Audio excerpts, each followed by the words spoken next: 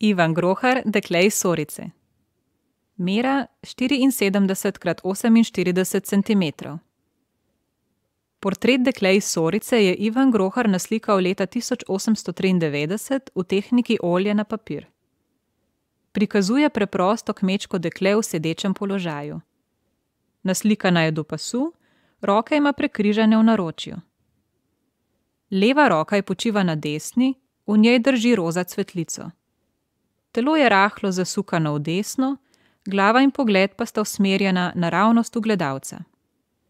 Ozadje je temne rjavo-zelene barve. Oblečena je v značilno kmečko oblačilo, belo bluzo s kratkimi nabranimi rokavi, rdeče-roza predpasnik z naramnicami in svetlo modro krilo. Portretiranka ima dolge rjave lase, spete za ušesi z naglavno ruto. Nekaj kratkih pramenov ji sili izpod čela.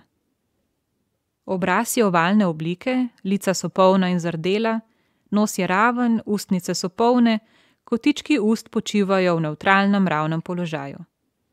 Oči ima odprte, desna obrv je malenkost privzdignjena. Dekličin pogled izžareva otožnost, zamišljenost in utrujenost, kar dodatno poudari zasenčena spodnja veka. Razpoloženje slike je tako mirno, melanholično. Identiteta upodobljenke je anonimna. Po naslovu slike, njeni obleki in rdečeličnosti lahko sklepamo, da je iz podeželskega okolja, iz vasi Sorica, od koder je bil slikar.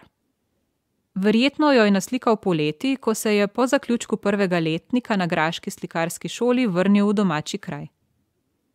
V tistem času je imel Grohar nekaj težav z razumevanjem in risanjem figure, zato je leva roka dekleta naslikana še anatomsko nepravilno. Grohar se je pri portretiranju osredotočal zgolj na figuro, ozadje ni definirano.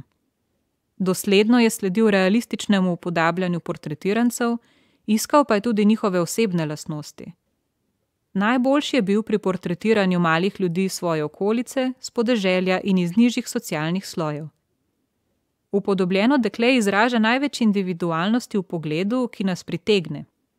Ustvarja občutek, da z nami neposredno komunicira. Ivan Grohar je slovenski slikar, rojen leta 1867 v Sorici nad Železniki v Selški dolini. Najbolj je znan po svojih impresionističnih delih, preživljal pa se je s portretiranjem in cerkvenimi naročili. V Loškem muzeju hranimo 7 portretov iz njegovega zgodnjega obdobja.